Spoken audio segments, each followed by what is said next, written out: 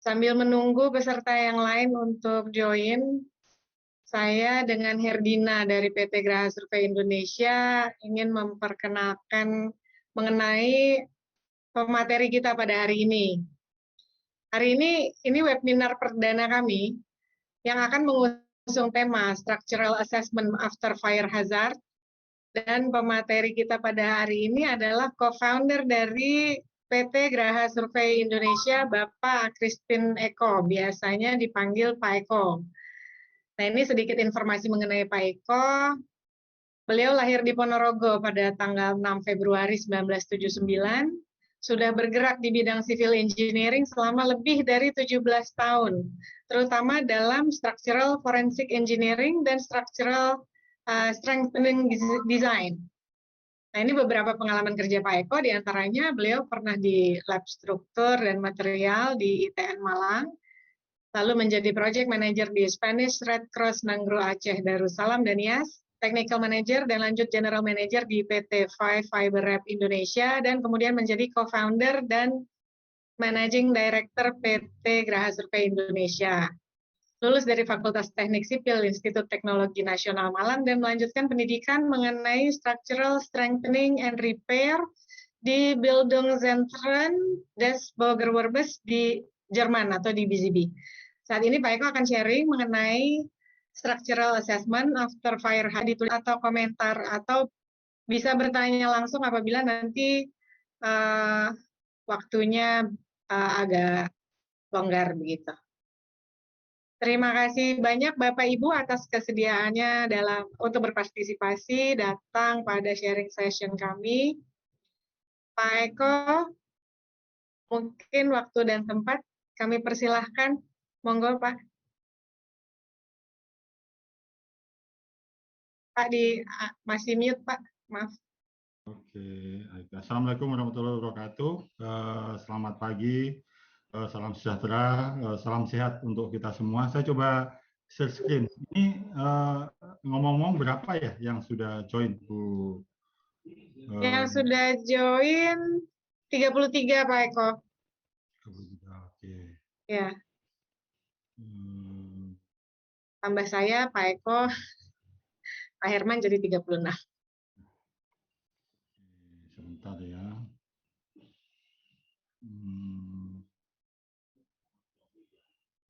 Saya buka dulu yang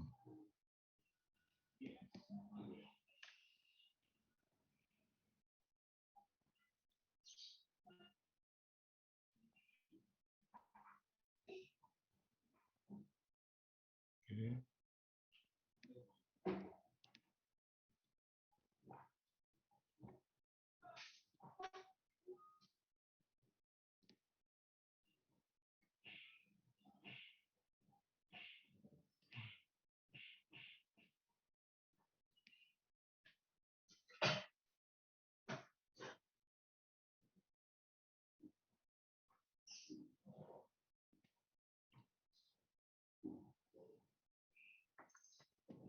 Yang tampil ya. Oh, salah ya. Sebentar.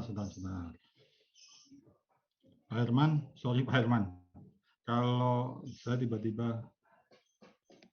Ya Pak, bagaimana Pak? Untuk menampilkan screen gimana ya tiba-tiba di sini? Bisa saya bantu Pak untuk share screen-nya dari sini? Oh, udah ada, sorry. Oh ya, baik Pak. Oke, apa bisa dilihat ya? Sudah tampil ya? Sudah Pak. Bisa Pak. Oke, selamat pagi semuanya teman-teman. Seperti yang disampaikan oleh Bu Nina, perkenalkan nama saya Christine Eko, saya biasa dipanggil Eko. Saat ini saya sebagai Managing Director di Graha Survei Indonesia. Nah, sebelumnya mohon maaf ya, saya setelannya formal banget. Ini tidak kebetulan karena saat tiba-tiba saya dapat schedule kuliah hari ini jam 8 tadi, dan ya memang harus pakai setelan jas dan dasi. Jadi bukan, ini mohon maaf, bukan gaya-gayaan ya. Jadi, kebetulan sekali. Jadi kalau teman-teman boleh saya infokan bahwa saya ini ada 2 monitor sekarang. Yang satu memerhatiin dosen saya dan video nggak boleh di off-in. Nah, di sini kita juga webinar juga. Jadi sebuah challenge ya, gimana tidak menarik perhatian dosen agar dia nggak menegur saya karena saya pasti kelihatan di dia ngomong sendiri gitu. Oke. Oke, seperti yang disampaikan oleh Bu Nina, itu memang ini adalah pengalaman webinar pertama kali. Sebenarnya dari sejak tahun 2012, mungkin 2011 kami selalu sering mengadakan workshop ya. 2020 lebih kenal dengan webinar, tapi memang untuk kalangan terbatas begitu. Biasanya kami diundang oleh kampus, organisasi atau teman-teman konsultan untuk share tentang forensik engineering. Jadi apa yang kami sampaikan ini adalah bagian dari pengalaman kami selama ber-14 tahun di forensik engineering dan sudah terlibat di sekitar 1.000 lebih objek yang pernah kami asesmen, kira-kira seperti itu. Jadi apa yang kami share itu adalah hari ini kita akan membahas tentang pemeriksaan struktur setelah fire hazard. Ya, kebetulan kami menangani beberapa kasus-kasus kebakaran yang cukup heboh di Indonesia dan itu nggak bisa saya sebutkan, tapi nanti data-data kemudian sebagian foto memang kami dapat dari kegiatan-kegiatan kami gitu kira-kira. Oke. Nah, ini adalah sedikit ya tentang Gerah Survei. Saya sendiri hampir 17 tahun di Forensik Engineering. Banyak melakukan kegiatan-kegiatan forensik. Jadi kalau teman-teman mengenal forensik itu kalau saya melihat kriminal ya, forensik itu kalau kepolisian adalah mempelajari biasanya, kalau kedokteran adalah mempelajari bagaimana menjelaskan secara ilmiah bagaimana orang itu meninggal ya atau orang itu mati. Biasanya yang dicari adalah penyebab kematian, kapan matinya dan lain sebagainya. Tapi kalau struktural forensik itu adalah sebuah keilmuan yang tujuannya adalah untuk menjelaskan secara ilmiah bagaimana struktur itu mengalami kegagalan, kira-kira seperti itu ya. Itu keseharian kami tentang forensik ya, assessment, testing dan lain sebagainya. Nah, setiap webinar atau workshop yang selama ini kami lakukan memang tema-temanya spesifik.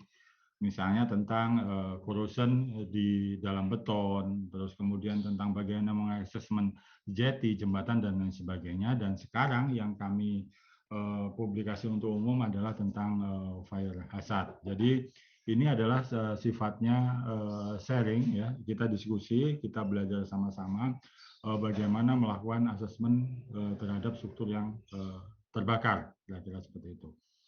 Nah, kita mulai saja, kita start dari sini ya. Jadi kerusakan struktur beton itu diantaranya disebabkan itu yang pertama adalah kesalahan perencanaan dan pelaksanaan dan pengoperasian. Jadi itu faktor ya, salah satu faktor. Kemudian yang kedua adalah penurunan kinerja material elemen struktur karena umur dan masa layan. Ya, jadi bangunan sudah 100 tahun dengan lingkungan ekstrim itu biasanya juga bisa ada potensi untuk terjadi penurunan misalnya klorid kena klorid attack atau sulfat attack.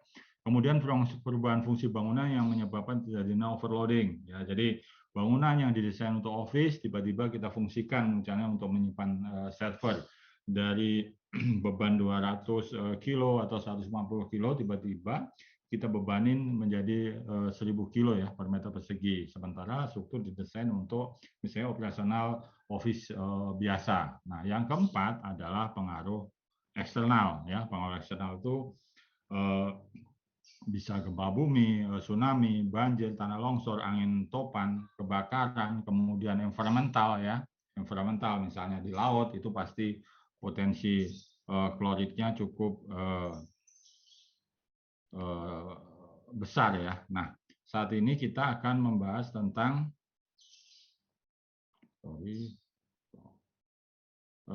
kebakaran ya. Oke. Jadi ini adalah foto salah satu kebakaran ya yang cukup heboh ya di Indonesia. Jadi ya salah satu kegagalan produksi akibat kebakaran itu akan menyebabkan peningkatan suhu. Jadi kalau apapun ya beton, terutama beton yang di sini, apabila dia mengalami pemanasan suhu, dia akan mengalami proses mutasi chemicalnya sehingga beton itu akan terurai biasanya seperti itu, sehingga akan menyebabkan sifat-sifat beton itu akan berubah ya. Jadi seperti ini. Jadi beton itu pada waktu suhu ruang SR itu 100 derajat misalnya, kemudian dia mengalami pemanasan ya, pemanasan misalnya sampai 600 atau 800 derajat, itu dia akan mengalami penurunan. Jadi sorry sebentar. Oke. Oke.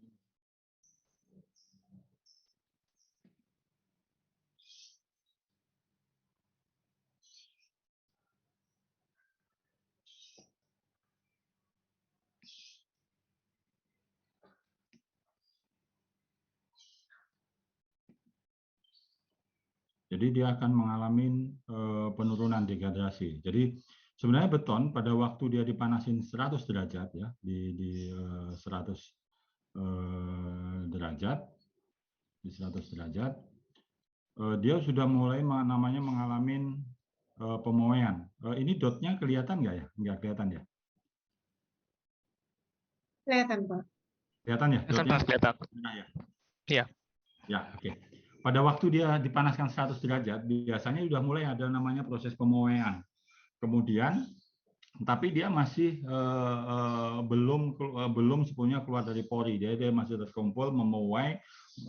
Baru sampai 200 derajat dia akan memberikan tekanan yang cukup besar. Ya. Jadi makanya kenapa pada waktu 200 derajat dia naik sedikit ya, mungkin sekitar naik sekitar 10-20%. Kemudian begitu tekanan bertambah, beton itu akan terjadi ledakan, spalling. Kemudian dia akan turun. Kira-kira seperti inilah prosesnya. Nanti saya akan jelaskan secara detail di slide selanjutnya. Oke. Nah, tahapan asesmen struktur beton pasca kebakaran itu yang pertama biasanya adalah tahap pertamanya adalah visual inspection, kemudian pengumpulan data primer, pengujian lapangan, kemudian pengujian laboratorium, pengumpulan data sekunder, analisis struktur, evaluasi, dan rekomendasi. Nah, salah satu bagian yang terpenting itu adalah visual inspection. Kenapa visual inspection? Jadi sama sebenarnya forensic engineer itu seperti dokter. Visual inspection itu adalah bagian dari diagnosa. Pada saat beton itu terpapar panas atau dia overloading atau apapun, dia pasti akan menunjukkan tanda-tanda biasanya retak lurus dari bawah, misalnya retak tarik, retak miring 45 derajat itu retak geser. Nah, dari situ kita akan mendiagnosa sebenarnya apa sih yang terjadi gitu loh. Karena pola kerusakan itu hampir sama sebenarnya. Jadi sama seperti kalau kita di kedokteran ya. Kita di dokter itu ya, di dokter itu biasanya kita demam nih, demam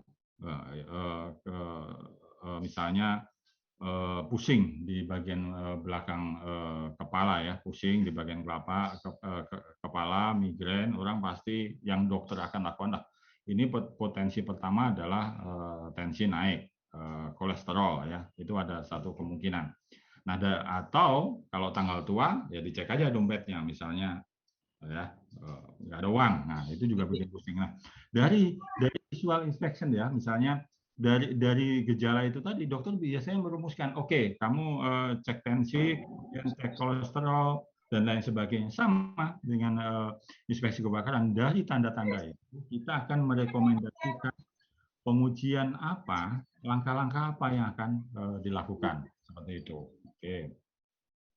Visual inspection ya, visual inspection. Nah, salah satu indikator ya, salah satu indikator dari beton yang terpapar oleh suhu tinggi, yang pertama bisa kita lihat secara visual itu adalah perubahan warna beton.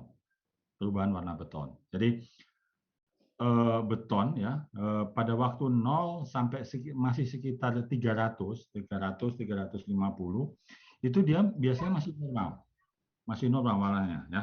Ini yang atas ini teori ya, Bapak-bapak, Ibu-ibu, rekan-rekan semua ya. Nanti yang bawah itu kita bandingkan dengan fakta hasil contoh hasil asesmen kami di lapangan. Jadi normal. Kemudian pada saat suhu itu ke 400-600 itu menjadi sedikit kemerahan ya, kemerahan agak-agak pink gitu, tapi merahnya nggak clear. Kemudian dari 600 ke 900 ya, ke 900 permukaan beton itu yang terpapar itu akan menjadi kalau di atas 1100 itu di atas 1000 ya antara 800 sampai 1000 kekuningan. Kira-kira seperti itu. Jadi mohon maaf Bapak-bapak ya, kalau saya sambil lirik-lirik ke kanan ya, karena saya lihat materi dosen di samping. Jadi ini benar-benar pas sekali, kita udah skenarioin acara ini benar-benar kita kosong, tapi ternyata mendadak kuliah. Oke, nah ini adalah hasil contoh hasil asesmen kami di lapangan. Yang atas, yang paling atas ini adalah beton ya, beton. Artinya beton itu ya ada agregat, ada semen, ada agregat halus dan lain sebagainya. Nah, yang di bawah ini mortar. Nah, mortar itu apa? Mortar itu semen, pasir dan silika ya. Kalau di pasaran itu material growting ya, Bapak bisa lihat ultragen, sika, fosrock dan sebagainya. Itu mortar. Dan yang di bawah itu pasta semen. Jadi kita lihat degradasinya. Ini akan kelihatan degradasinya. Jadi kalau di teori kan tulisannya kemerahan, faktanya memang nggak merah, tapi menunjukkan perbedaan yang agak berwarna merah gitu ya. Ini kelihatan. Jadi kalau beton ya, ini normal, beton normal. Sampai 300 dia masih normal. Kemudian di 400 dia udah mulai berubah. Ya. Di 1000 dia menjadi kuning. Kemudian di mortar juga sama, lebih kelihatan. Ya. Dia kuning sekali di 1000. Kemudian di pasta semen, ini plesteran lah kita anggap, di plesteran itu cukup kelihatan ya, merah kekuningan, dan dia nunjukin retak. Jadi bagaimana kita melakukan di lapangan? Jadi pada saat kebakaran sudah selesai, dia udah di masa cooling ya, kita lakukan pembersihan di permukaan-permukaan yang akan kita lakukan pemeriksaan warna ya. Jadi kita bersihkan, kemudian difoto di setiap area ya, dengan kemudian disusun seperti ini sehingga kita bisa melihat degradasinya. Oke. Dipastikan fotonya menggunakan kamera yang terbaik biar resolusinya bagus ya. Jangan menggunakan HP ya. Jadi pastiin ke teman-teman, ke tim ya, nanti kalau asesmen lapangan wanti-wanti itu pakai kamera yang baik ya. Dan fotonya asli. Jadi jangan nanti banyak teman-teman begitu moto pakai HP, udah moto pakai HP, kemudian dimasukin aplikasi, diedit lagi biar kelihatannya bagus ya kan. Glowing betonnya, apalagi jangan kita foto pakai TikTok, itu udah nggak akan bisa kita identifikasi gitu loh. Jadi pastikan menggunakan foto yang kamera yang terbaik ya, dengan resolusi yang terbaik, kemudian disusun seperti ini fotonya sehingga kita bisa identifikasi degradasinya. Seperti itu.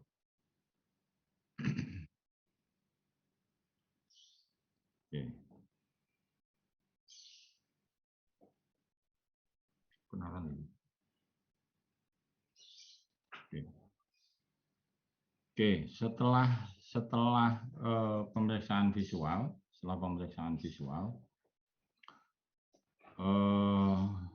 yang kita lakukan ya, ini setelah warna kita identifikasi, kita udah tahu prediksi asumsi, wah betonnya kuning misalnya. Oke, berarti dia di antara 800-900. Catat ya, kita catat. Kemudian kita lanjutkan dengan pemeriksaan kerusakan ya, pemeriksaan kerusakan. Oke, pemeriksaan kerusakan. Pemeriksaan kerusakan.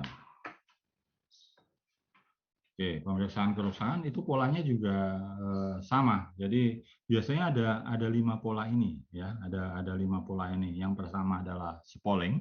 Spalling itu beton terkelupas ya, seperti ini. Dot saya kelihatan ya, masih kelihatan ya. Kelihatan, Pak. Oke, spalling ya. Ini spalling. Jadi gompal. Kemudian pola kerusakan yang kedua biasanya adalah pop up ya. Pop up itu di permukaan beton itu ada lubang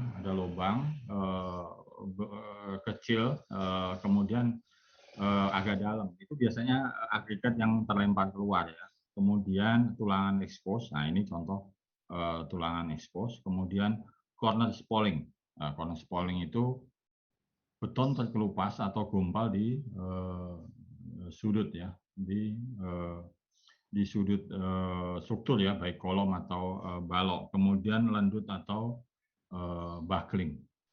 Nah ini lendut atau buckling, cacat seperti ini, apa lendut ya. Nah, oke. Nah ini adalah tabel berdasarkan pengalaman kami ya selama ini dan beberapa literatur bahwa kenapa bisa terjadi spalling. Spalling itu terkelupas seperti ini.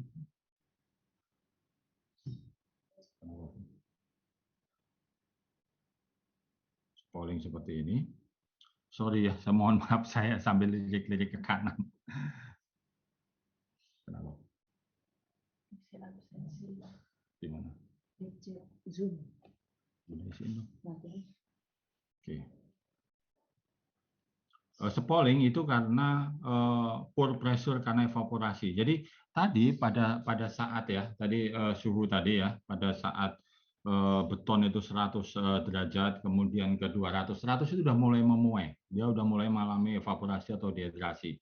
Jadi kandungan air di beton ya, CaOH ya, CH2O itu mulai terurai, tapi pada waktu 100 itu sudah mulai ke 200 begitu, tapi belum mulai seluruhnya. Nah kemudian pada saat 300 dia kalau tekanan muaian itu cukup besar akan terjadi ledakan sehingga dia akan terkelupas keluar, biasanya terlepas ya selimut betonnya. Kemudian spalling ini juga disebabkan oleh kompresi karena gradien termal tadi. Jadi perbedaan karena tekanan, karena perbedaan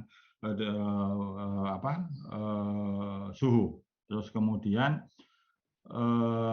spalling juga bisa disebabkan oleh karena ekspansi termal, perbedaan suhu, efek reaksi suhu dari agregat dan pasta semen. Karena beton itu ada dua ya, ada agregat, kemudian ada pasta semen. Itu juga bisa menyebabkan spalling. Nah, kalau pop up ya, kalau pop up itu ada dua ya, ada dua. Yang pertama adalah retak internal karena perbedaan ekspansi pada semen. Jadi pop up itu agregat bisa lompat keluar. Karena apa? Karena suhu, kemudian karena tekanan ya. Kalau misalnya kerikil kecil dia bisa loncat. Makanya kalau di beton bolong-bolong seperti itu ya, bolong-bolong rapi ya. Kemudian atau karena perubahan kimia beton pada waktu terbakar sehingga bentuk fisik atau bentuk fisik semen atau itu udah terurai, jadi tidak ada lagi pengikat agregat ya. Kemudian yang ketiga adalah tulangan expose. Nah seperti ini tulangan expose. Yang pertama ya tadi karena spalling akhirnya tulangannya kelihatan. Kemudian sama ya, karena spalling ya terbuka karena akibat tiga hal ini di atas akhirnya kelihatan. Kemudian ada corner spalling atau di sudut, biasanya di dekat tulangan. Di dekat tulangan. Di dekat tulangan.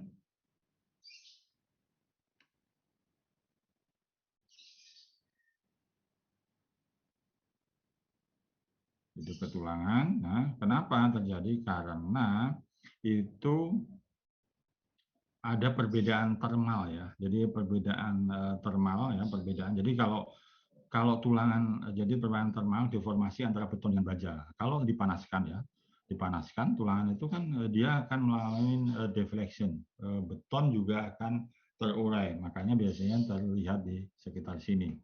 Terus kemudian lendut atau buckling itu karena perubahan adalah karena perubahan reaksi ya, beton mulai kehilangan bentuknya karena terurai, chemical nanti saya coba jelaskan di bawah.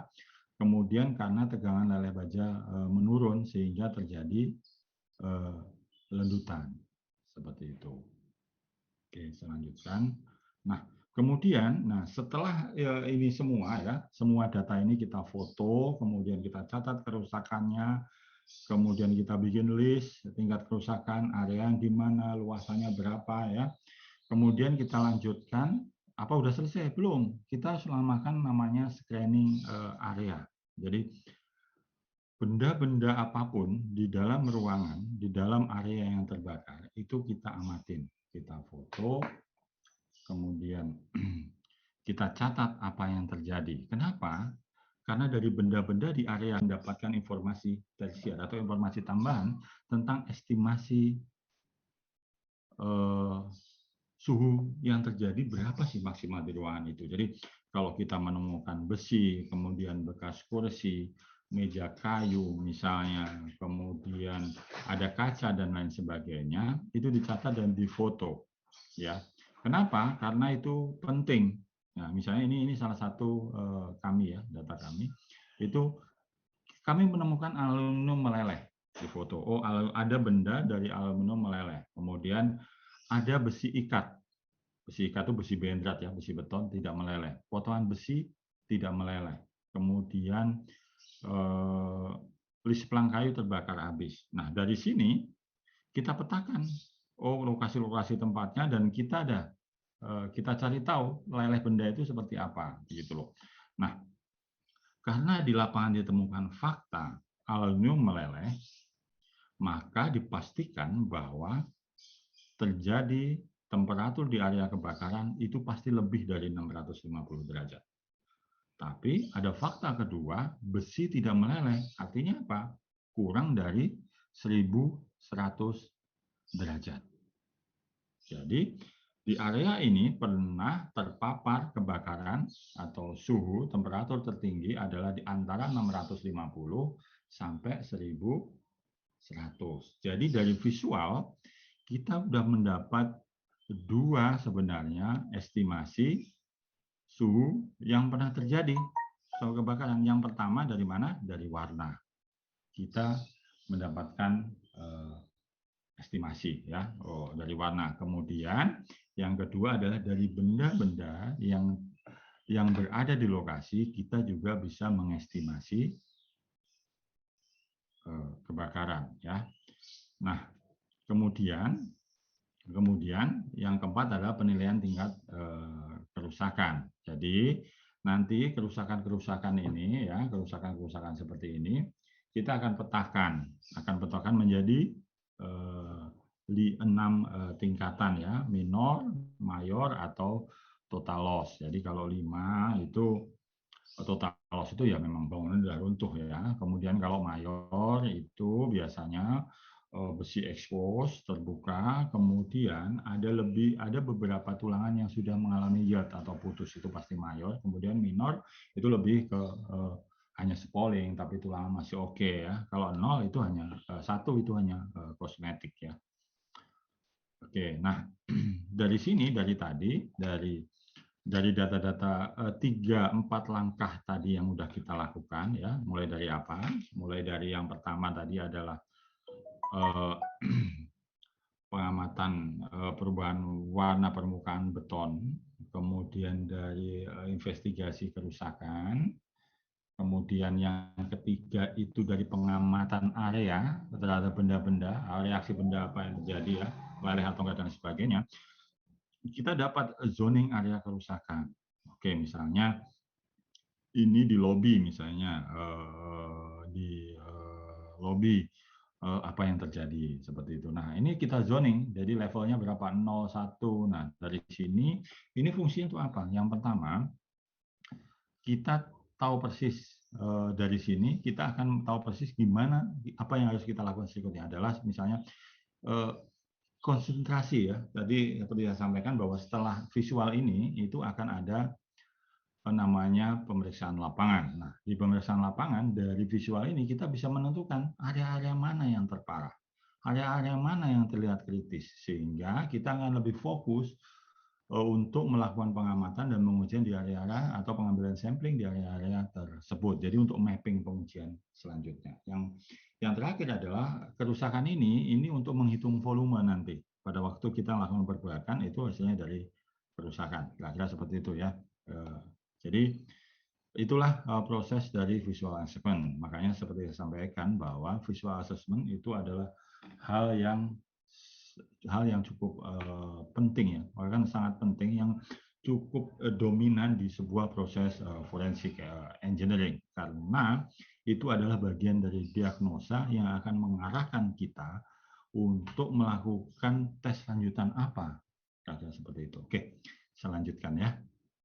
Nah, setelah visual inspection, yang kita lakukan adalah pengumpulan data primer. Nah, pengumpulan data primer yang seperti disampaikan tadi dipandu oleh hasil visual inspection. Jadi mau uji beton, uji chemical, uji apapun, itu untuk menguatkan diagnosa kita visual inspection. Jadi jangan terbalik ya. Tes dulu, baru di visual inspection. Nanti kadang nggak match. Kenapa? Karena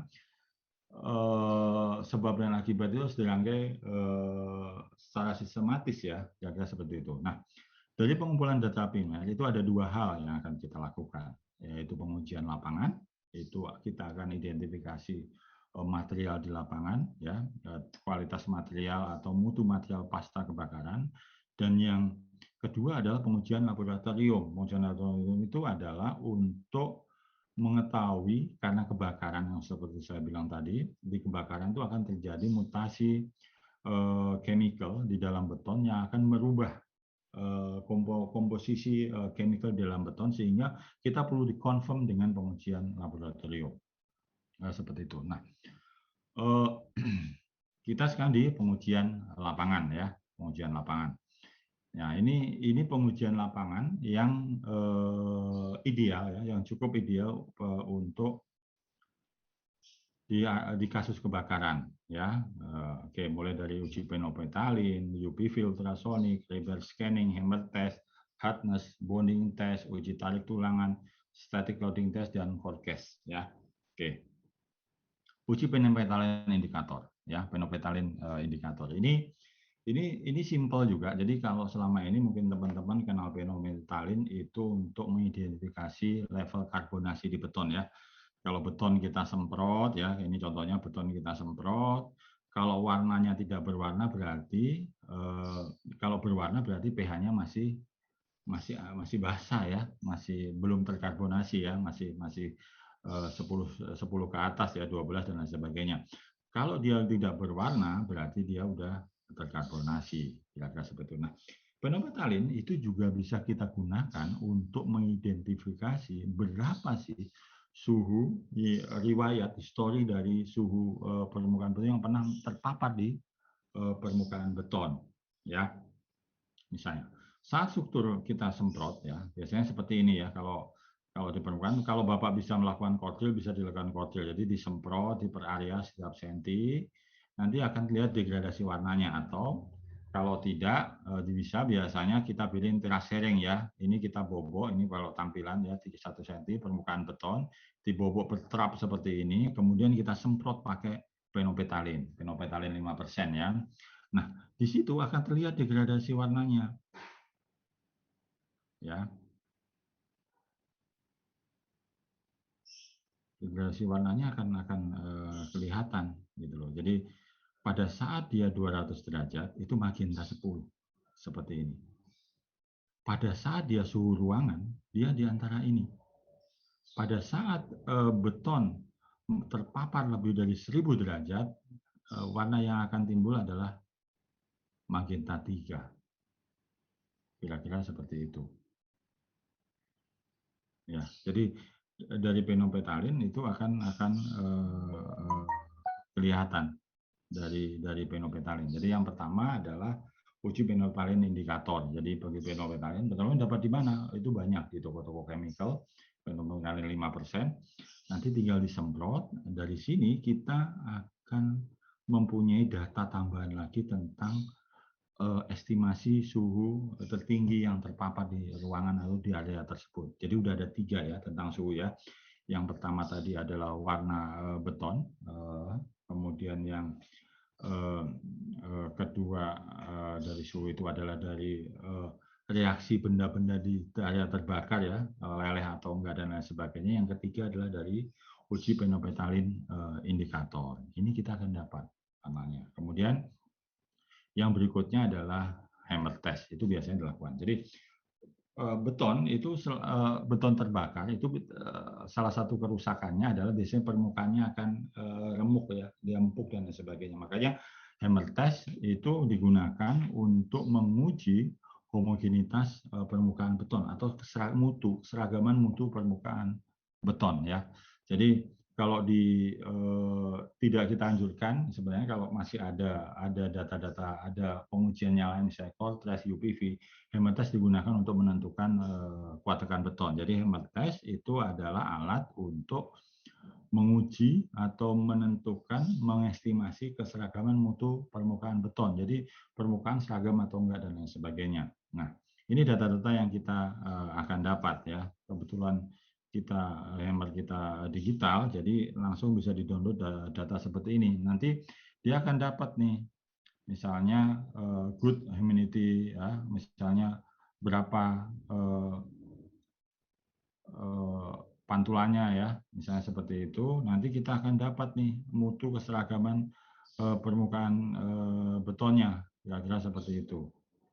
Ya, ini ada very good, excellent, poor dan lain sebagainya. Dari situ nanti kita bisa petakan area-area mana yang punya potensi kerusakan permukaan. Nah, kemudian kita lanjutkan, yang berikutnya adalah UPV pundit. Ini biasanya ultrasonik, jadi saya yakin ini sudah cukup populer ya, Bapak-bapak, teman-teman semua pasti sudah banyak yang sudah tahu. Jadi prinsipnya ada ultrasonik. Jadi ada pemancar gelombang dan ada penerima. Alatnya kira-kira seperti ini ya, yang kami punya ya. Ini seperti ini. Itu dia akan memancarkan gelombang dan receiver akan menerima. Nah, cepat ngambang gelombang ultrasonik ini yang menentukan tingkat kepadatan beton. Jadi kalau di dalam beton ada rongga, ya akibat kebakaran tadi kan ada pop up, kemudian ada evaporasi, ya, kemudian beton menjadi poros, pasti di dalam itu ada rongga. Nah, di situ kita akan identifikasi semakin lambat gelombang, maka di dalam semakin ada potensi honeycomb. Nah, di sini bisa dilihat nih, 5.000 meter per second, kualitas bagus. Kemudian 3.000, kemudian jika ada void, kemudian crack itu 3.500, kira-kira seperti ini. Jadi semakin banyak pasti menurun ya.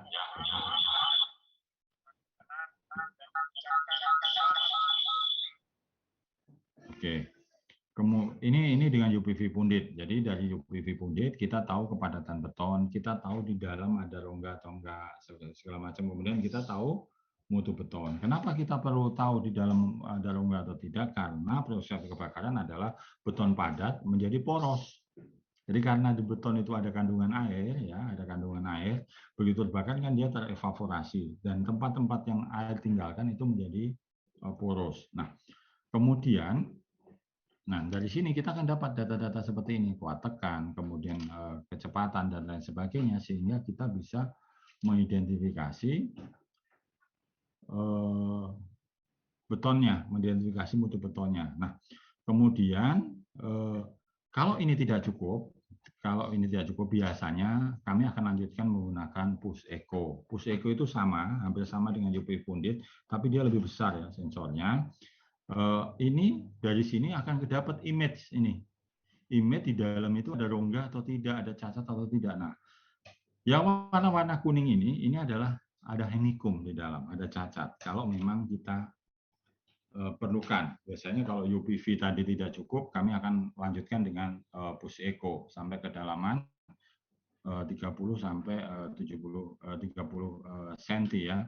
Kemudian kalau push echo nggak cukup nih, kami biasanya akan lanjutin dengan pundit live array ya. Jadi ini bisa sampai 2 meter kita bisa scanning di dalam beton itu apa yang terjadi. Nah, ini akan menjadi material informasi tambahan terhadap susunan lapisan-lapisan beton ya di dalam setelah pasca kebakaran. Kita bisa tahu di dalam ada rongga atau tidak dan sebagainya dengan UPV. Kalau UPV memang informasinya dirasa kurang, kita lanjutkan dengan push echo. Kalau push echo kita nggak yakin lagi image-nya, kita perlu yang lebih bagus lagi, lanjutkan dengan pundit live array. Dari sini kita bisa tahu persis dalam 2 meter apa yang terjadi di dalam beton. Jadi kira-kira seperti itu. Kemudian tes lanjutannya adalah confirmator dan scanning rebar. Nah, confirmator dan scanning rebar itu tujuannya untuk mengetahui selimut beton, tebalan dan konfigurasi tulangan. Ya, ini pakai alat ini. Nah, kenapa kita harus scanning? Karena kita perlu data-data tulangan existing, posisinya di mana dan mana untuk nanti kita lakukan analisis. Kira-kira seperti itu. Nah, ini adalah contoh hasil scanning ya, hasil scanning bisa 3D yang kami punya. Nah, dari sini kita tahu ini. Oh, di sini ada tulangan. Ini nanti kita perlukan informasi ini untuk mengkonfirm dengan ASCII drawing yang akan menjadi pertimbangan kita pada waktu melakukan analisis. Kira-kira seperti itu. Jadi udah hammer test sudah untuk mutu beton, kemudian UPV untuk mutu beton. Yang ketiga adalah scanning rebar, kemudian yang kita lanjutkan yang ketiga itu adalah pull off test ya. Pull off test itu ini contoh ya, kebetulan saya nggak punya rekodan foto pada waktu di lapangan, jadi fungsinya untuk mengetahui bonding beton ya. Kenapa kita perlu? Karena permukaan beton yang terbakar itu kan menurun degradasinya ya. Dia menurun, kelekatannya menurun, terjadi perubahan reaksi kimia sehingga bondingnya pasti akan menurun. Makanya kita pastikan itu untuk mengidentifikasi juga berapa level bonding. Beton itu sekitar mungkin 2 MPa ya.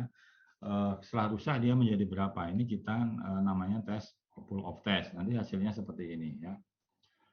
Berapa segala macam ini kita akan dapat ya. Gagal di mana dan sebagainya. Ini akan menjadi informasi tambahan. Oke.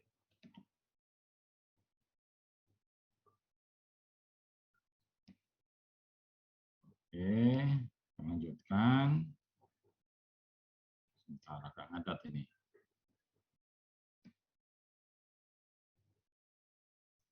Nah, yang keempat adalah hardness test. Hardness test itu fungsinya atau Brinell ya untuk mengetahui kekerasan atau hardness dari baja yang terbakar. Nah, kemudian kita bisa konversi ke kuat tarik. Yang jadi masalah adalah yang Bapak kalau objeknya adalah tulangan baja itu agak repot karena besarnya ini permukaan ini sama seperti hammer test itu harus nempel secara sempurna ke lapisan besinya.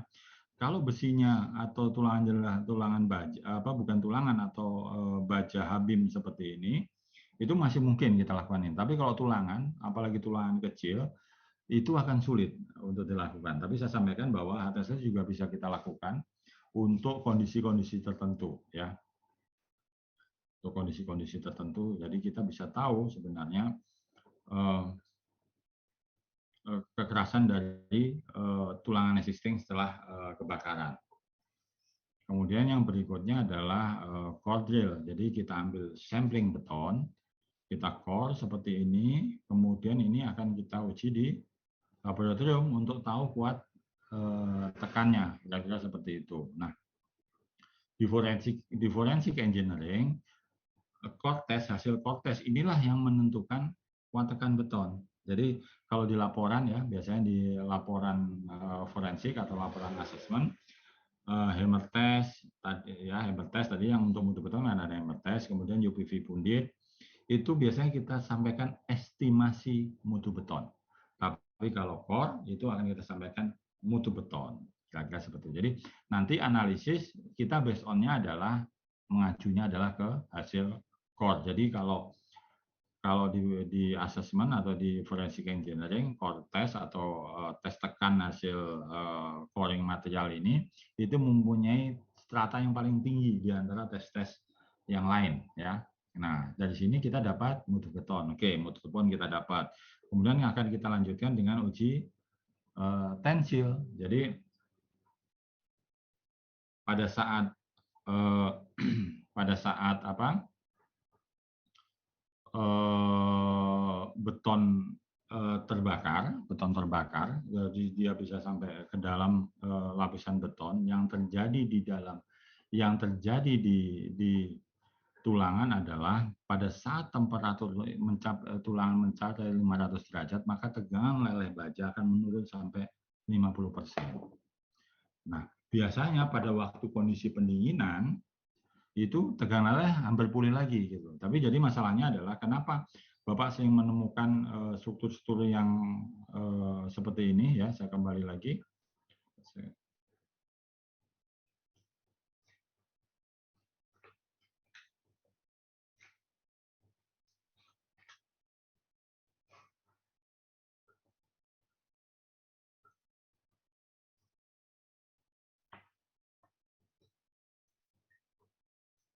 Nah, struktur seperti ini ya. Ini ya, lendut atau buckling seperti ini. Ada kemungkinan ya, ini warnanya udah kuning. Ini pasti di atas 800 ya. Warnanya udah kuning 800, kemudian dia buckling, lendut ya. Apa yang terjadi? Nah, biasanya pada waktu kebakaran beton tulangan yang di dalam beton itu sudah terpapar, sudah mengalami paparan suhu di atas 500 derajat. Sehingga dia leleh. Dia mulai menurun ya, tegangan lelehnya. Nah, kemudian beban di atas tetap ada, jatuhnya dia akan melendut, ditambahkan dengan beton beton yang mengalami mutasi chemical sehingga lendut seperti ini. Nah, pada saat dia udah pendinginan seperti ini, mungkin tegangannya kembali, tapi dia tetap akan lendut, ya seperti itu. Jadi beton karena tulangan itu terpasang di dalam beton dan kemungkinan beton kolom atau balok itu menahan beban di atasnya pada waktu proses terbakar, sehingga dia akan lendut atau leleh, kira-kira seperti itu. Nah, oleh karena itu biasanya kita akan ambil sampling panjangnya sekitar 70 lah, biasanya 70 cm, kita bawa ke lab untuk uji tarik. Dari situ kita bisa tahu residu atau tegangan leleh baja aktual atau sisa setelah kebakaran. Nah, ini akan menjadi bagian penting dari informasi ya. Setelah mutu beton kita dapat, baja kita dapat, nah ini akan menjadi bagian dari analisis, kira-kira seperti itu. Terus kemudian yang ketujuh ya, ini yang ketujuh, mohon maaf, itu adalah biasanya kita lakukan pengujian beban statis. Jadi di gedung atau bangunan pasca kebakaran kita akan lakukan uji beban. Biasanya menggunakan gedung, biasanya menggunakan kolam air. Tujuannya untuk apa? Untuk mengetahui perilaku struktur apabila dia dibebanin dari defleksi dan regangan yang terjadi di struktur. Jadi waktu dibebanin lendutannya berapa gitu. Ini nanti yang akan kita gunakan untuk mengkonfirm ya, untuk mengkonfirm dengan hasil analisis. Jadi kalau di analisis kan kita bisa prediksi itu, oh defleksinya sekian. Nah, ini akan jadi pembanding ya, benar-benar hasil asesmen kita itu terkonfirm bahwa benar kapasitas dan perilaku struktur atau behavior struktur seperti ini gitu. Nah, biasanya kita bikin kolam air, kemudian kita lakukan loading test 1 kali 24 jam sesuai dengan beban fungsi. Makanya kita perlu tahu ini bangunannya untuk apa. Nah, dari sini kita akan lakukan loading test, kira-kira seperti ini. Jadi kita bikin kolam, kemudian setelah bertahap kita isi air di dalamnya. Isi air, kemudian sensor-sensor kita pasang di belakang di sini. Jadi ada strain gauge untuk tahu regangan, kemudian kita juga punya namanya potentiometer ya, potential wire ya, potential wire ini fungsinya untuk tahu lanjutan. Kemudian selama proses pembebanan itu kita rekod ya, kita masukin ke data logger, rekod nih semua secara digital berapa lanjutannya, berapa regangan yang terjadi di permukaan beton dan besinya. Jadi kita tahu persis dan ini real dari kapasitas seperti itu. Oke. Kemudian ya pengujian lapangan sudah ya, pengujian lapangan tadi mulai dari hammer test untuk tahu keseragaman permukaan beton, kemudian ada UPV pundit untuk tahu homogenitas beton dan mengidentifikasi mutu beton, ada rongga atau tidak di dalam, ada spalling atau tidak dan lain sebagainya. Itu menggunakan UPV pundit, kemudian kita bisa update menjadi dengan push echo. Kalau untuk mendapatkan image di dalam lapisan beton, kita juga menggunakan pundit live array kalau kita perlukan untuk kedalaman lebih dari 2 meter. Kemudian dilanjutkan dengan core ya, kemudian hardness test, kemudian uji tarik dan loading test. Nah, yang berikutnya adalah pengujian laboratorium. Kenapa pengujian laboratorium dilakukan? Ini untuk mengkonfirm lagi reaksi atau permintaan reaksi kimia yang terjadi di beton itu seperti apa. Jadi seperti yang saya sampaikan tadi, bahwa pengujian beton itu pada saat dia mengalami pemanasan, dia akan mengalami mutasi chemical. Jadi perubahan misalnya kapur free ya, CaO free sisa berapa dan lain sebagainya. Nah, itu harus kita confirm untuk tahu apa yang terjadi di beton ya. Nah, ini jadi pada saat beton itu dipanaskan, akan terjadi proses fisik dan kimia, mulai dari proses dehidrasi, kalsinasi, dan reaksi kimia. Jadi dia akan berubah ya, malah berubah sifat dan berubah bentuk gitu loh. Jadi pada saat dia di bawah 500 derajat, proses dehidrasi, proses yang terjadi dominan adalah massa masif menjadi massa masif poros. Artinya apa? Beton masih terlihat padat, ya. Kemudian beton padat, kemudian begitu dibakar lebih dari 500 lebih kecil sampai 500 derajat biasanya poros. Kenapa? Karena airnya keluar. Ya, karena air mulai terlalu keluar sehingga beton menjadi poros, ya. Kemudian pada suhu lebih besar dari 600 sampai 900 ada namanya kalsinasi. Jadi kalsinasi. Jadi proses pelepasan CaO free. Yang dipublikasikan, ya. Artinya kalau dipublikasikan Bapak Ibu, tempatnya adalah proceeding atau jurnal, kira-kira begitu. Bisa juga di maaf ya sebentar ya. Atau buku. Jadi ini sekali lagi sudah dipublikasikan di luar jangkauan itu. Di luar jangkauan. Nah, ini adalah udah. Iya, udah pergi. Oke. Sorry, maaf Bang Ujo. Oke. Kalsinasi yaitu perolehan dari karbonat terbentuk dalam massa beton akan terjadi pada suhu lebih besar 600 sampai 900. Jadi dalam beton itu ada CaO reaksinya CaCO3, kemudian dia akan terurai menjadi CaO free. Jadi dia akan terurai menjadi kapur gitu. Jadi beton akan kemepur ya kalau bahasa Jawanya itu dia akan terurai ya, akan terurai sehingga permukaannya itu akan menjadi bubuk-bubuk halus begitu. Nah, ini kadar CaO free. Kemudian jika suhu beton itu kita panaskan lagi 900 ke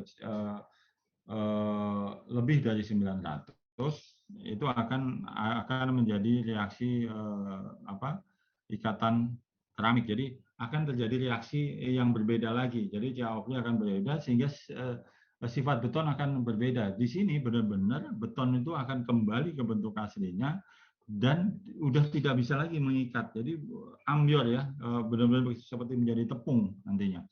Sehingga udah nggak bisa lagi mengikat agregat. Disitulah terjadi keruntuhan. Seperti itu. Jadi seperti ini ya.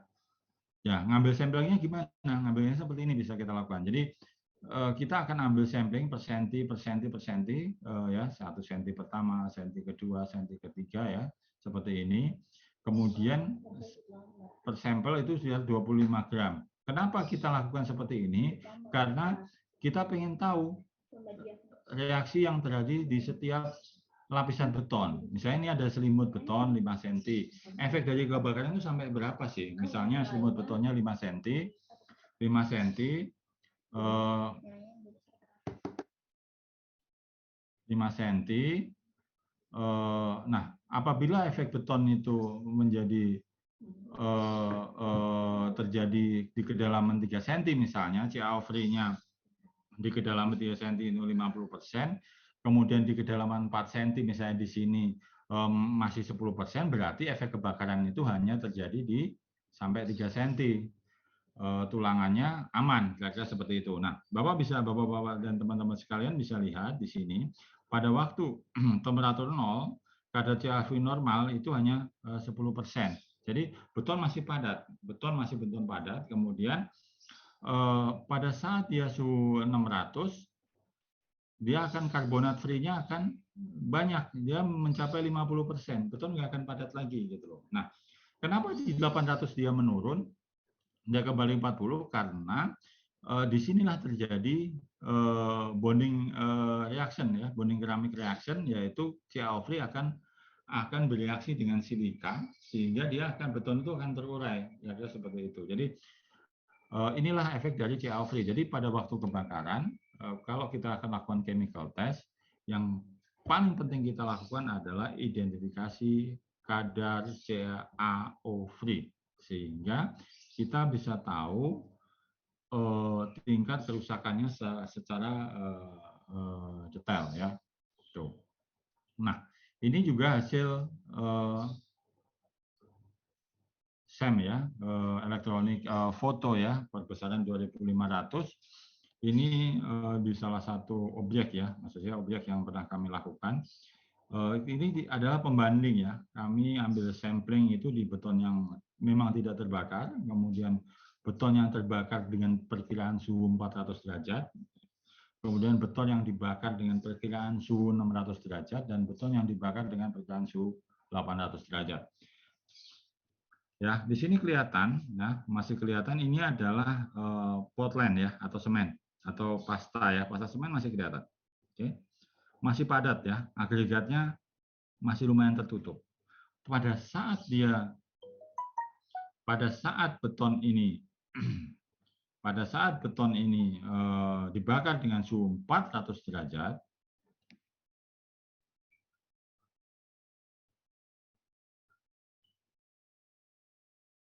pada saat beton ini dibakar 400 derajat, Portlandnya mulai menghilang. Ya, artinya apa? CaO free tadi terjadi, beton mulai terurai. Ya, dari sini lebih padat, di sini belum enggak. Kemudian 600 derajat, dia semakin habis, ya, semakin kelihatan CaO free-nya hilang. Ya, permukaannya. Dan pada saat 800 derajat, dia mulai terjadi retak mikro.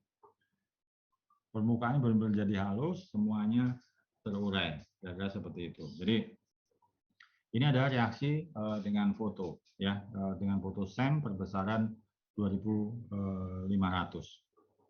Ya, jadi kelihatan sekali secara fisik terjadi perubahan, ya, perubahan perilaku. Kemudian, sebentar, agak delay ya, agak nge-lag sedikit. Nah, ini adalah viskositas beton ya, viskositas ya. Viskositas itu adalah sifat cair ya, sifat cair beton ya pada saat dia suhu 27 derajat, 400, 600 dan 800. Jadi untuk pembanding ya, untuk pembanding viskositas itu air itu tingkat cairnya nilainya 0,9 ya, 0,9. Air raksa itu 0 ya, air raksa itu 0. epoksi itu sekitar 100 sampai 1000 lah, sampai 800 atau 600. Epoksi itu apa? Epoksi ya, yang untuk injeksi, atau kalau teman-teman biasanya beli lem beton atau lem baja ya, yang di toko bangunan itu material epoksi. Jadi kalau tingkat kelunakan atau kecairan epoksi antara 100 sampai 800. Jadi kalau beton normal ya, kalau beton normal ini tadi saya sampaikan sebagai pembanding aja. Kalau air itu 0,9, air raksa itu viskositasnya itu 0. Jadi kalau air raksa di sini berarti. Kalau air di sini, kemudian epoksi ya, epoksi itu kalau di umum itu lem ya, biasanya lem, misalnya lem besi ya, itu antara 100 sampai 800 biasanya. Jadi tingkat viskositas beton itu adalah 2200. Jadi semakin ke bawah, semakin kecil viskositas itu semakin cair. Semakin tinggi viskositas itu semakin padat. Semakin padat. Jadi beton padat itu 2200 viskositasnya. Oke. Pada saat beton itu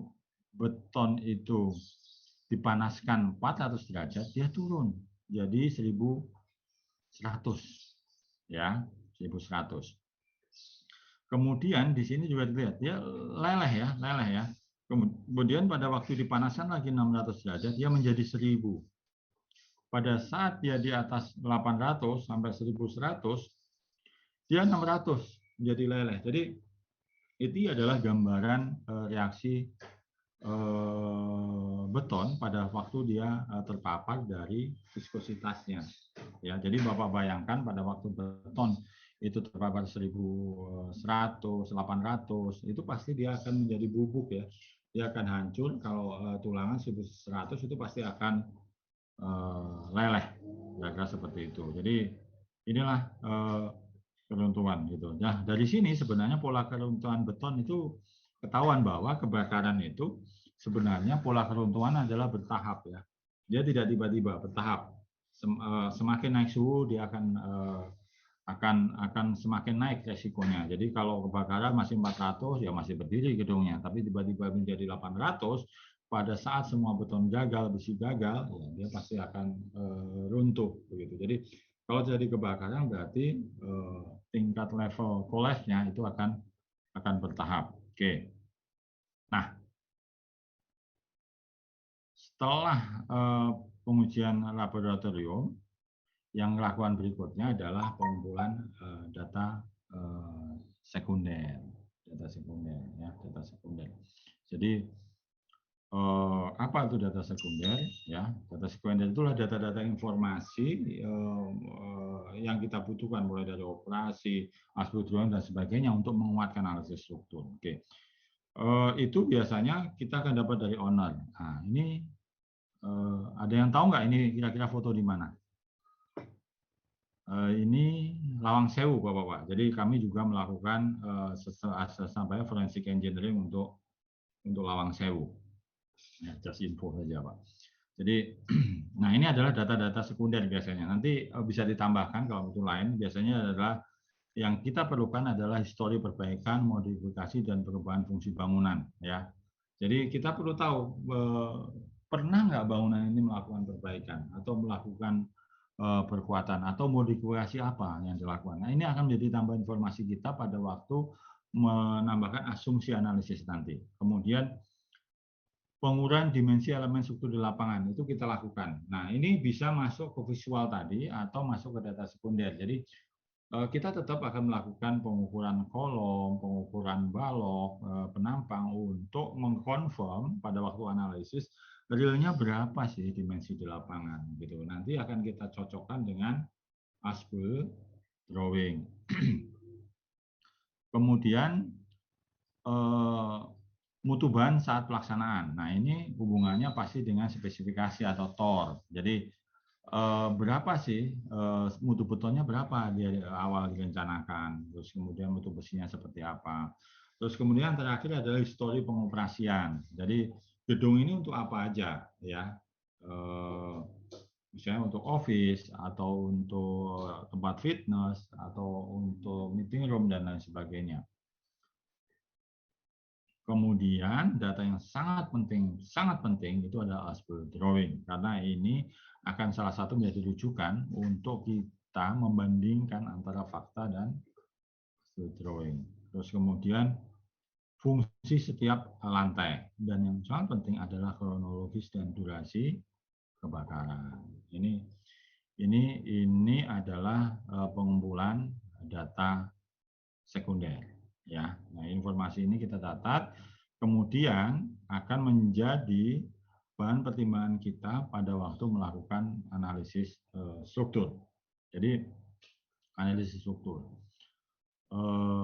Oke, ini adalah selanjutnya adalah analisis struktur. Ini foto LRT Palembang ya. Ini LRT Palembang pada waktu kami melakukan commissioning test sebelum pengoperasian ya. Kami melakukan loading test dan lain sebagainya. Ini adalah LRT Palembang.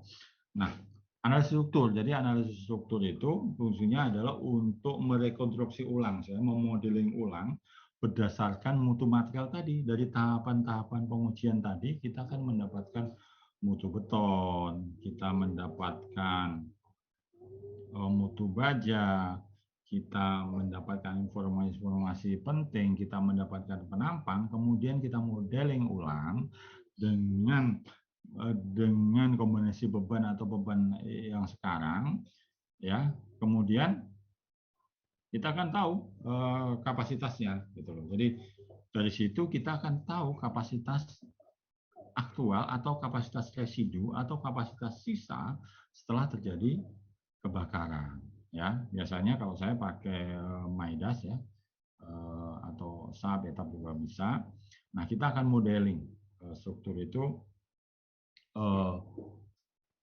mendekati dari yang di lapangan. Jadi makanya tadi pada waktu visual itu asumsi-asumsi itu yang akan kita gunakan.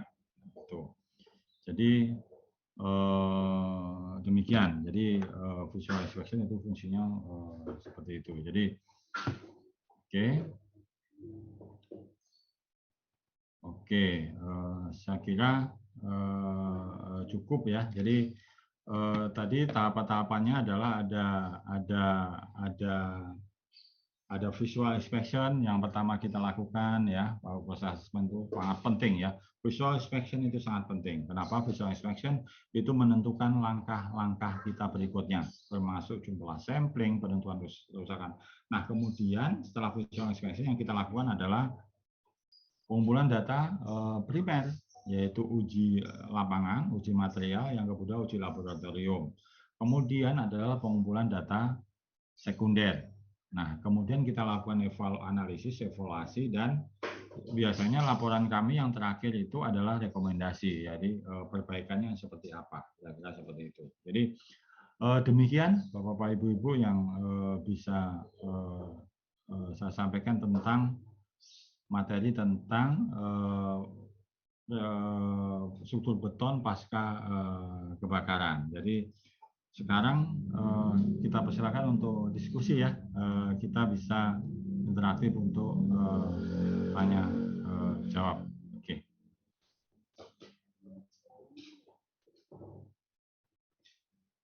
Oke. Saya kembalikan lagi ke moderator ya. Silakan Bu Nina.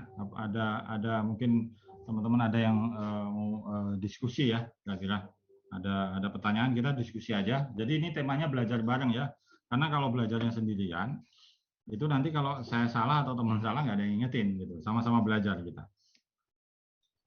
ya. Oke, baik Pak Eko, selamat pagi. Ini ada beberapa pertanyaan Pak dari Pak Dedi Limbong. Izin bertanya Pak, untuk beton yang bisa direforfit standarnya bagaimana Pak, dan cara yang dapat dilakukan untuk reforfit, apakah jika tergoreng berat bangunan tersebut harus dibongkar seluruhnya sampai ke fondasi poster atau hanya sampai kolom saja Pak? Terima kasih Pak. Oke, dari Bapak Dedi Limbong ya. Oke. Ya. Tentang retrofitting. Jadi Sebenarnya setelah analisis tadi itu bab berikutnya adalah rekomendasi perbaikan, mulai dari retrofitting perkuatan, perbaikan beton dan lain sebagainya. Tapi itu panjang ya, temanya perbaikan beton itu cukup panjang. Saya biasanya sharing tentang itu bisa 2 jam ya. Artinya nanti mungkin kita akan bagi di sesi ya. Kalau memang minat kita akan lakukan sesi berikutnya tentang concrete repair and strengthening ya. Tapi saya akan coba jawab ya. Prinsipnya adalah dengan teknologi yang sekarang itu kita bisa lakukan apapun terhadap beton ya, retrofitting. Jadi menurut saya selama mutu beton sisa itu masih di atas 17 MPa atau di atas 15 MPa, sebenarnya kita bisa melakukan proses perbaikan ya. Jadi metodenya macam-macam, Pak Dedi. Jadi metodenya macam-macam. Kita bisa pakai fiber ya, fiber reinforced polymer, tapi syaratnya itu mutu beton 17 MPa. Kita bisa lakukan concrete repair dengan concrete jacketing misalnya dengan syarat di atas 15 MPa dan lain sebagainya. Jadi kalau saya bilang selama mutu beton itu masih kurang lebih 15 MPa ya sebenarnya masih bisa dipertahankan kira-kira seperti itu. Nah, tadi kan pada saat penilaian kerusakan itu ada 0 sampai 5. Jadi kalau 0 itu bangunan baru, 1 rusak ringan, 3, 4 dan sebagainya, 5 itu total loss. Kalau total loss itu artinya beton udah terpapar lebih dari 900 derajat atau sampai 1000, dia pasti udah terurai, itu pasti akan bangunan udah runtuh, artinya sudah tidak bisa lagi diperbaiki. Tapi intinya kalau memang teman-teman ingin lebih dalam lagi tentang gimana concrete repair, strengthening, retrofitting dan lain sebagainya, kita bisa di sesi yang tersendiri ya. Itu detail dan tema yang sangat menarik juga, kira-kira seperti itu. Oke, demikian ya kira-kira yang saya bisa jawab.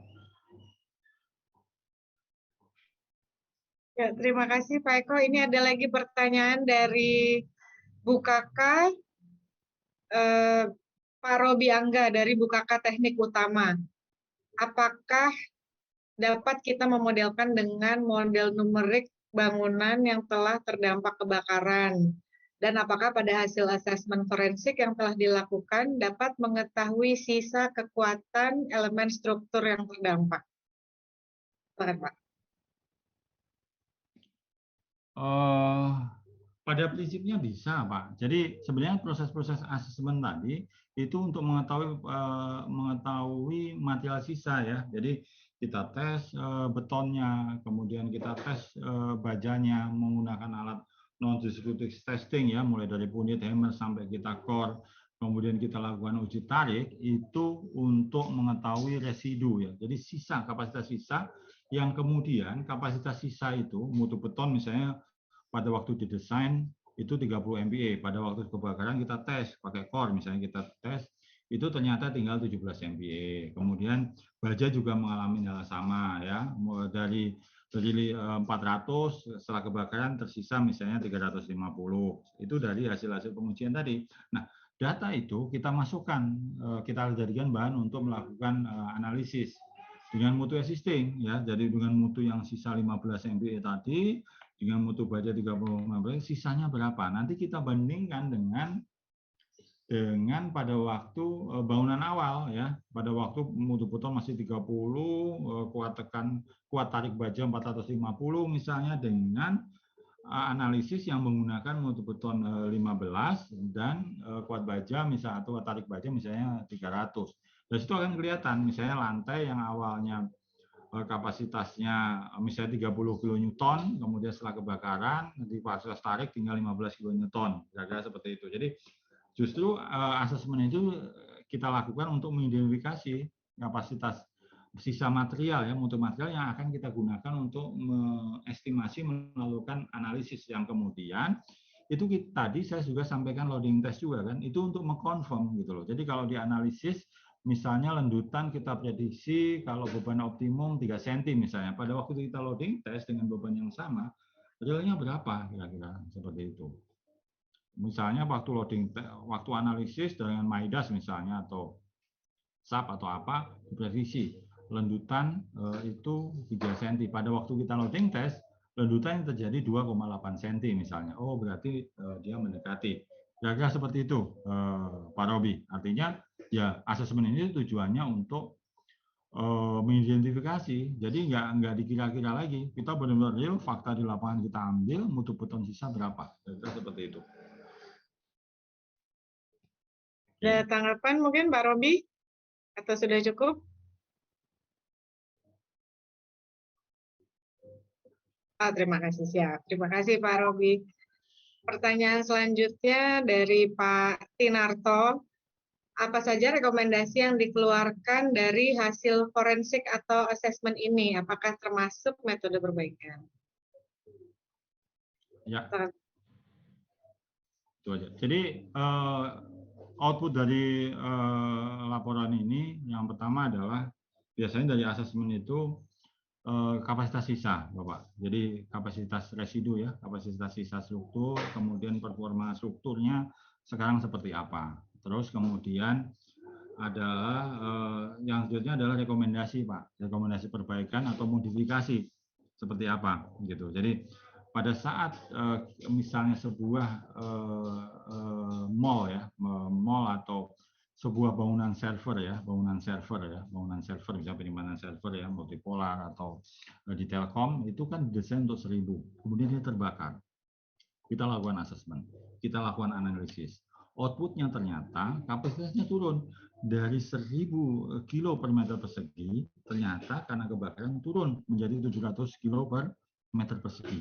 Nah, kami akan sampaikan bahwa kapasitas itu turun 700 km persegi gitu loh. Nah, kemudian dia maunya kan pasti harus kembalikan ke 1000. Nah, selanjutnya kami akan memberikan desain dan rekomendasi perbaikan dan perkuatannya harus berapa modifikasinya. Jadi biasanya bisa menggunakan plat baja, kami desainkan perkuatan dengan plat baja atau menggunakan fiber reinforced polymer. Nanti growthingnya seperti apa, yang ada task injeksi seperti apa, itu biasanya sampai metode kerja, desain perkuatan, kemudian volume RAB dan lain sebagainya. Jadi outputnya sampai rekomendasi perbaikan sampai desain perbaikan, kira-kira seperti itu. Jadi kapasitas sisa, kemudian dan metode perbaikan. Itu kira-kira. Jadi outputnya bisa lengkap Pak ya. Tuh, demikian Pak Tinarto. Kemudian ada pertanyaan dari Mas Fajar Triwardono, ini dari Mercu Buana University, Pak. Apakah perlu dilakukan pengujian beban dinamik atau uji getaran untuk asesmen pasca kebakaran? Dan perlukah verifikasi dengan software FEM? Pada prinsipnya dinamis itu semakin lengkap pengujian itu akan semakin baik, Pak. Jadi makanya tadi yang saya sampaikan adalah yang biasa kita butuhkan. Jadi pada saat kebakaran itu efeknya adalah beton akan turun, akan menjadi poros. Kemudian modulus elastisitasnya akan berubah. Demikian juga dengan besinya, kekakuannya juga akan berubah. Makanya efeknya adalah regangan dan lendutan. Makanya pada waktu kebakaran biasanya secara wajib ya, yang biasa kita lakukan adalah loading test ya, loading test. Loading test itu statik. Yang akan kita amati adalah regangan tegangan struktur dan lendutan, karena itu akan konflik. Nah, bagaimana dengan dinamik? Kalau dinamik loading test bisa, ya itu akan lebih baik. Kenapa? Karena kita akan mendapatkan respon dinamisnya. Nanti akan kita compare begitu. Jadi pada waktu kita melakukan analisis FEM itu kita akan dapat namanya natural frequency. Misalnya gedung itu antara 4 sampai 8 Hz ya. Kalau jembatan itu 1, 3, 4 seperti itulah. Nah, pada waktu beton terbakar itu kalau kita lakukan dynamic test itu hasilnya berapa? Misalnya setelah kebakar kita dapat nih hasil dinamisnya 3,5, artinya bahwa kekakuan struktur itu menurun. Itu tambah informasi tambahan ya. Jadi kalau memang budget bisa ada dan kemudian memang diperlukan, ya akan lebih bagus kalau ada dynamic loading test, artinya kita dapat respon dinamisnya, strukturnya, kita bisa compare dengan analisis. Apakah setiap kebakaran selalu kita lakukan frame? Kalau kami ya, karena itu masalah perilaku, biasanya kami menggunakan, kami selalu analisis dengan frame, karena forensik itu adalah perilaku ya, perilaku. Jadi perilaku struktur, makanya akan lebih detail. Kami memerlukan data detail, biasanya kami lakukan FEM gitu. Jadi kalau analisis struktur itu kan ada dua ya. Jadi yang pertama itu adalah ingredient. Yang kedua analisis struktur dengan kiblat performa ya. Kalau ingredient itu seperti SNI. Jadi pada waktu kita atau peraturan beton dan peraturan bangunan ya, misalnya kita bangun gedung baru itu biasanya pakai ingredient. Jadi mutu beton 300, mutu baja misalnya 400 dan seterusnya. Nah, tapi kalau performa itu kita benar-benar menguji performa yang ada gitu loh. Jadi mutu kapasitas berapa, mutu material sisa berapa dan sebagainya. Jadi kalau forensik biasanya memang performa karena nggak ada data-data yang lain yang kita gunakan, dan itu memang paling cocok dengan FEM. Kira-kira seperti itu. Ya, demikian yang bisa saya sampaikan. Boleh lanjutkan Bu Nina. Baik Pak, terima kasih. Ini kemudian ada dari Pak Arman Setiawan ini. Setelah analisa struktur dan diperoleh data terjadi penurunan kapasitas, seberapa persen sih penurunan yang direkomendasikan untuk bisa dilanjutkan ke retrofit? Oke, selamat siang Pak Arman. Pak Arman itu teman saya Bu Nina. Siapa? Ya Pak Eko. Ya, selamat siang Pak Arman. Jadi terima kasih Pak Arman. Sebenarnya kembali lagi sih Pak. Kalau udah biasanya kalau kita ingredient ya. Kalau performa itu tergantung kebutuhan gitu. Seperti Sarinah misalnya yang teman-teman GSI lakukan, itu Sarinah itu nggak ada data sama sekali. Pernah kebakaran, nggak ada data. Kemudian tahun kemarin kami dipercaya untuk melakukan design rating dan assessment gitu. Nggak ada data. Jadi jatuhnya kita analisis pakai performa gitu, karena kalau ingredient pasti nggak akan masuk gitu, artinya mutu beton standar di atas 35 MPa, sementara dibangun tahun 62 nggak mungkin akan terjadi. Nah jatuhnya nggak akan memenuhi kalau ingredient, jadi kita kembali ke performa. Jadi dengan yang punya sekarang yang ada itu berapa sih kapasitasnya gitu kira-kira. Jadi sama seperti kebakaran. Jadi pada saat beton 25 misalnya begini, beton ideal 30 MPa, kita campur pada waktu itu dengan besi ya 400 MPa, kita dapat tuh 1000 ton ya, 1000 kilo ya, desain 1000 kilo pasti biasanya beban hidup safety-nya 1,6, artinya sebenarnya kapasitas nominalnya kan 1600 Pak Arman ya. Nah kemudian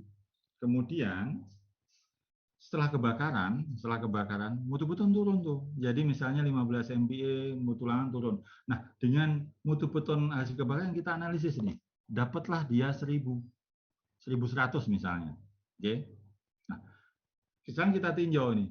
Kalau secara performa, secara ingredient itu nggak memenuhi karena safety faktornya adalah 1600. Tapi secara performa dia memenuhi. Kenapa? Karena kebutuhannya cuma 1000 gitu. Jadi 1100, artinya itu dikembalikan lagi ke adjustment ya. Jadi kalau memang safety faktornya pengen ditingkatkan, ya sebenarnya itu harus perkuat gitu loh. Jadi itu. Jadi atau kalau dari visual biasanya kalau dia level 4.3 ya masih bisa diperbaiki Pak, dari spalling ya, Tapi kalau udah 5, udah total loss, rugi ya udah tidak bisa gitu. Artinya seperti itu. Nah, nanti pada waktu kita menentukan rekomendasi, nanti ada checklist lagi nih. Misalnya kita pilih nih, oke, kita akan menggunakan fiber yang post-polymer metodenya untuk perbaikan ya, FRP ya. Ini teman-teman sipil biasanya udah tahu lah FRP. Itu pasti tinjauannya mutu betonnya 17. Kalau belum 17 harus ada treatment, kira-kira seperti itu. Jadi ada checklist bertahap nih untuk menentukan perkuatannya boleh atau enggak, kemudian jika boleh metodenya apa, kira-kira seperti itu. Tapi kita pastikan bahwa lebih baik kalau analisis behavior atau analisis perilaku itu menggunakan metode performa ya, pushover dan lain sebagainya. Kita pushover, kita trial error seperti itu. Karena kalau sarinah itu misalnya sarinah kita pakai ingredient itu udah total loss, artinya sarinah harus dikukuhkan. Misalnya karena dia nggak memenuhi secara mutu beton, tapi dia memenuhi secara kapasitas karena penambangnya besar gitu loh Pak. Jadi kayak bangunan-bangunan Belanda itu mutu betonnya pasti rendah, tapi kolomnya besar-besar gitu loh. Artinya secara mutu material dia udah nggak layak, tapi secara performa dia layak. Kenapa? Karena penambangnya besar gitu. Jaga seperti itu Pak Arman. Tapi nanti Pak Arman bisa diskusi daerah kan sering kontak, sering telepon-teleponan saya dengan Pak Arman. Siap Pak Eko.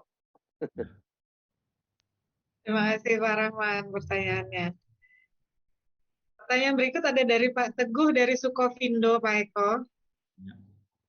Apakah pelaksanaan asesmen after fire hazard sama tidak dengan asesmen bangunan normal yang usianya udah tua atau bangunan lama? Oke.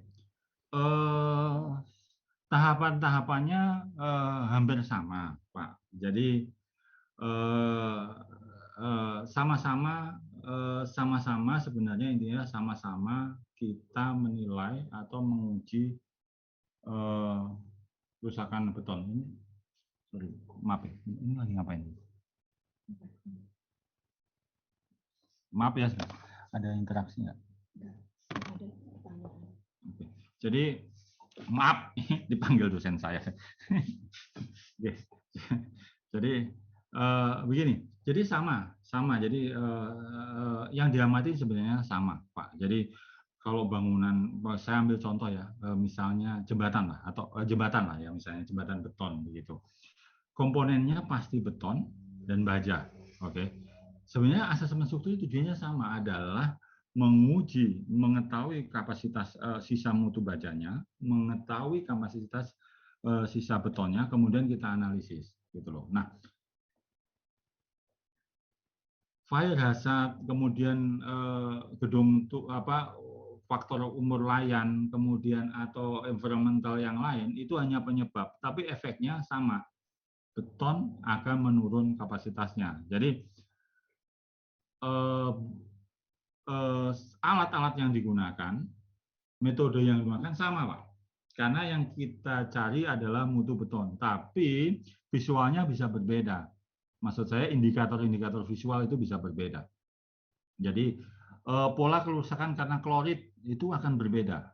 Misalnya pola kerusakan tarik misalnya ya. Jadi tulangan tariknya bermasalah kalau di balok gitu, itu letak 90 derajat ke atas ya misalnya. Atau dia kapasitas geser, sengkangnya nggak rapat 45 derajat ke samping. Jadi pola visualnya akan berbeda, sama seperti dokter sebenarnya, sama seperti. Jadi dokter itu kan sama juga Pak alatnya, stetoskop, terus uji-uji labnya juga sama, tapi daya hasilnya itu akan berbeda. Intinya bahwa metode yang digunakan sama Pak, karena kita mencari mutu material sisa dan material selalu beton dan baja. Hanya teknik visualnya ya, asesmen visualnya yang berbeda karena pola kerusakannya, perilakunya akan berbeda. Kira-kira seperti itu. Teguh. Baik, terima kasih Pak. Pak Teguh, kalau ada pertanyaan lagi dari Sukovindo, monggo loh Pak. Oke, sepertinya cukup. Pak Eko izin, ini ada pertanyaan di luar dari fire hazard nih Pak, mengenai jembatan. Oke. Lanjut ya Pak ya. Oke. Apakah berbeda nilai kondisi jembatan dengan nilai kapasitas jembatan Pak? Lalu perbedaan dari nilai kondisi jembatan dan nilai kapasitas jembatan itu apa? Apabila ada perbedaan di situ. Jadi gini, nilai nilai kondisi itu biasanya visual, Pak.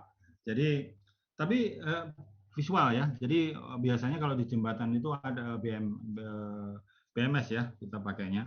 Itu sama tadi 0 sampai 5. Jadi 0 itu jembatan bagus, masih baru, kinyis-kinyis. Ya, 1 itu ya lecet-lecet dikit, 2, 3, 4 dan seterusnya. Jadi 3-4 itu udah rusak lumayan berat, 2-3 itu mayor tapi minor, kemudian 5 itu total loss atau runtuh. Nah, nilai kondisi itu kita dapatkan dari visual inspection. Visual inspection itu biasanya kita nilai kerusakan ya, misalnya kita menemukan, wah ini kita perlu nanti nextnya ya mungkin kita akan lakukan assessment visual inspection di jembatan ya untuk next ya, kalau kita ada kesempatan kita bisa webinar lagi di jembatan. Nanti itu lebih clear, saya punya contoh foto-foto yang sangat banyak bagaimana nilai kerusakan. Jadi yang kita amatin visualnya Pak. Misalnya gini ya, beton spoling nih. Spoling, tulangan kelihatan, patah dan nggak berfungsi, itu 4. Ya. Kemudian hanya spoling, tulangan masih misalnya tulangan masih utuh, artinya berfungsi dong. Kalau patah tadi tidak berfungsi ya. Itu misalnya 3, 2/3 gitu. Kira-kira seperti itu. Nah, itu nilai kondisi. Jadi nilai kondisi kerusakan. Apa bedanya dengan nilai kapasitas? Nilai kapasitas itu analisis. Kita menggunakan midas pertanyaannya dari mutu beton, dari asesmen tadi kita lakukan untuk analisis. Nah, hasilnya apakah beda? Nilai kondisi akan menguatkan, Pak. Kalau nilai kondisi 4, tidak mungkin nilai kapasitas jembatan itu tinggi gitu. Kenapa? Karena beton bajanya udah hilang gitu loh. Kira-kira seperti itu. Jadi perbedaannya adalah nilai kondisi itu berdasarkan visual dan estimasi fungsi ya. Kalau ada itu nanti saya susah jelasinnya, tapi nanti kita bisa di event yang lain ya tentang pemeriksaan visual jembatan. Nah kalau kapasitas itu berdasarkan analisis Pak, akan keluar sekian kilonewton meter misalnya momen kapasitas momennya dan lain sebagainya gitu.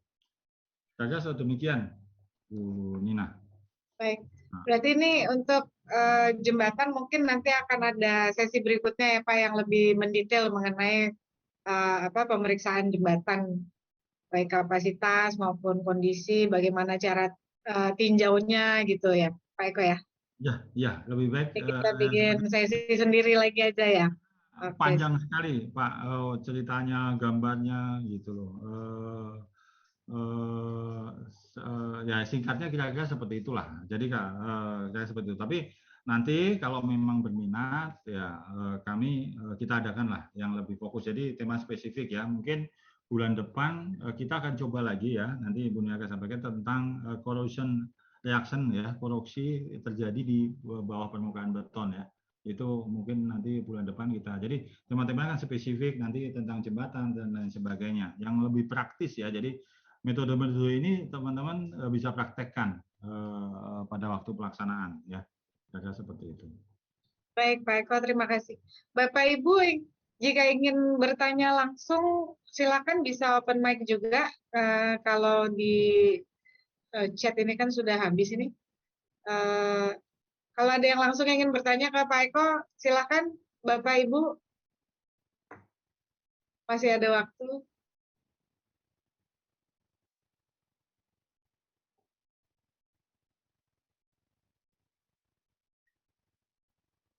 Oke. Ada? Enggak? Oke. Baik, terima kasih. Terima kasih banyak Pak Eko, sharingnya ini seru banget. Terima kasih Pak atas penjelasannya. Siap. Pak Mizan Rifazi Zaini, terima kasih banyak juga. Oke, kalau tidak ada lagi pertanyaan, sharing session-nya akan kami tutup. Demikian sharing session bersama GSI pada hari ini. kami akan secara reguler sebulan sekali mengadakan webinar Bapak Ibu yang akan kami umumkan nanti di Instagram dan Facebook kami. Mungkin boleh di-follow di Graha Survei Indonesia. Temanya beda-beda setiap bulan. Bapak Ibu bisa nanti cek di sosial media kami. Bisa follow juga. Nah, itu untuk ya, terima kasih. Sehat-sehat Pak Eko dan tim Yonita. Siap Mbak Yonita, terima kasih. Terima kasih banyak Bapak Ibu atas antusiasmenya, atas kehadirannya. Sesi sharing session ini akan kami akhiri. Salam sehat selalu. Terima kasih. Ya, terima kasih. Terima kasih Pak Eko. Terima kasih. Terima kasih Bu Dina, terima kasih semua. Sehat selalu. Sampai ketemu bulan depan. Siap. Bulan depan kita ada sharing lagi ya dari Pak Eko atau dari tim Graha Survei yang lainnya.